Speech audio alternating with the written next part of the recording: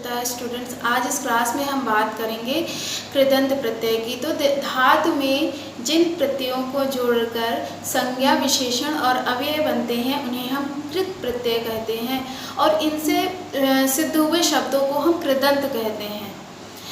कृदंत का अर्थ ही है कि ऐसे शब्द जिनमें बाद में कृत प्रत्यय हो, तो कृदंत कह रहे हैं। कृदंत जिसमें बाद में कृत प्रत्यय हो उसे हम कृदंत कहेंगे।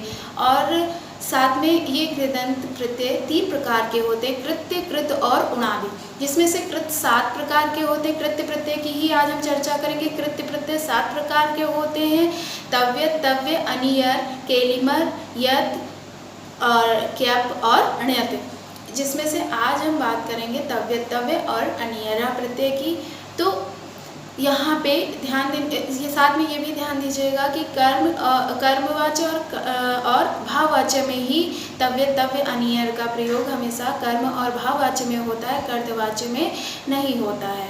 और साथ में इसके कि ये है जो तव्य, तव्य और अनियर और इसके साथ में जो केलिमर, ये 4 ऐसे प्रत्यय हैं जो लगभग सभी धातुओं के साथ प्रयुक्त कर दे सकते हैं। जैसे कि कुछ प्रत्यय ऐसे ही होते हैं कि कुछ ही धातु में प्रयुक्त होंगे, सब में नहीं प्रयुक्त होंगे। लेकिन तव्य, तव्य, अनियर और केलिमर ऐसे प्रत्यय हैं जो लगभग सभी धातुओं में हम प्रयुक्त कर सकते हैं। इनका प्रयोग हम प्रत्येक धातु में लगभग कर सकते हैं। इसमें से तव्यत और तव्य को हमें जानने की ज़रूरत है, जिसमें कोई विशेष अंतर नहीं है।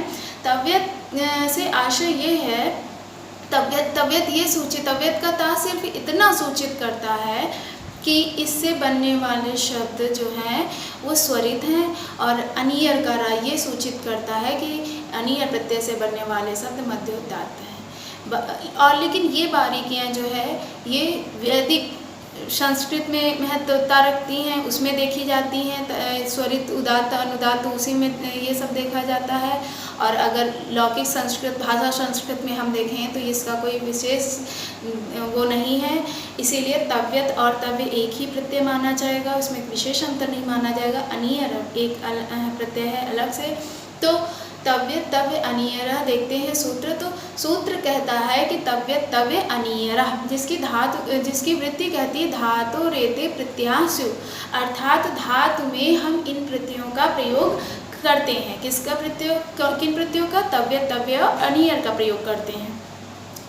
जिसमें ये तव्यत का ता तित स्वरितम है, स्वरित है, इसलिए हमने आपको बता दिया है कि इसमें कोई विशेष अंतर नहीं, तव्यत और तव्य एक ही चीज़ है।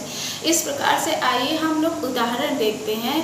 तो उदाहरण में एध धातु लेते हैं। तो एध धातु में यदि हम तव्य या तव्य दोनों सेम एक ही बात है, तो ये प्रत्यय तव्य प्रत्यय का जब हम प्रयोग करते हैं तो एध धंतव्य होता है। और साथ में एक बात ये भी मैं बता दूं कि ये जो तव्य, तव्य, अनियर प्रत्यय होते हैं, इनमें जो धातु है, धातु का अंतिम जो स्वर होता है, धातु में जो स्वर है उसको हम गुणादेश करते हैं। और यदि अगर अंतिम स्वर नहीं है, कोई व्यंजन वर्ण है, तो हम उपधा, अलो अंत्य, उपधा सूत्र कहता भी है कि अलो अंत्यात पूर्व उपधा, अंतिम अल के पूर्व में जो स्वर है हम उसकी उपधा संज्ञा कर देते हैं और उसमें फिर हम संधि कार्य करते हैं। और संधियाँ पढ़ ही चुके हैं कि स्वर संधियाँ पढ़ चुके हैं अच्छे से। तो उन्हीं संधियों का प्रयोग करते हुए हम यहाँ पर रूप सिद्धि करते हैं। तो एध धन तव्य लिया हमने।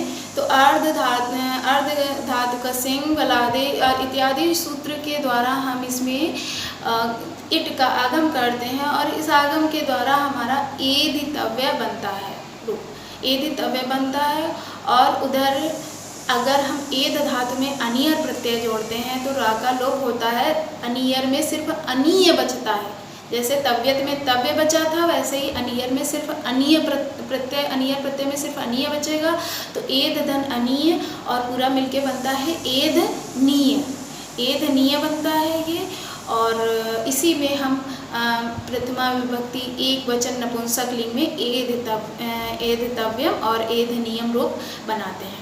इसी प्रकार से हम देखें और भी उदाहरण इसके देखें। जैसे कि हम अगर पठ धातु में इसका प्रयोग करते हैं तो पठ धन तव्य, तो पठतव्य बन जाएगा।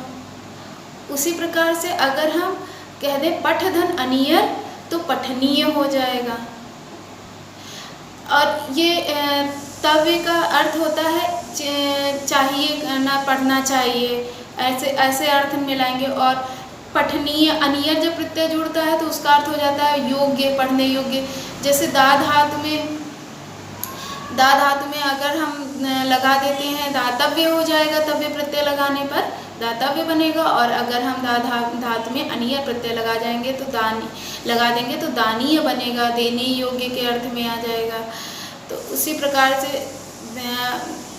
प्रकार से हम अगर देखते हैं कि चर धातु में लगाते हैं तो वहाँ पर होता है वहाँ पे अगर चर धातु में हम तव्य प्रत्यय लगाते हैं तो चरितव्य हो जाएगा। अगर चर धातु में हम अनियर प्रत्यय लगाते हैं तो चरणीय बन जाएगा। इसी प्रकार से अगर नी धातु में हम तव्य प्रत्यय लगाते हैं तो नेतव्य बनेगा। और नी धातु में हम अगर अनियर प्रत्यय लगाते हैं तो नयनीय बन जाएगा। इस प्रकार से रूप सिद्धि करते हैं। और इसमें रूप सिद्धि में अगर रूप सिद्धि करनी है तो उसमें संधि आनी जरूरी है, संधि के बिना नहीं हो सकती है। और वैसे तो अगर देखें तो DLED के सिलेबस में ये इतना रूप सिद्धि पूछते नहीं है, तो उसमें सीधे से पूछा गया है कि कौन से बस प्रत्यय जुड़ा और शब्द आया कौन सा बन के, तो उसमें ऐसे ही पढ़ना है सिंपल कि पठ धातु में तब प्रत्यय लगाए तो पठतव्य हुआ, पठ धातु में अनियर प्रत्यय लगाए तो पठनीय हो गया, भुज धातु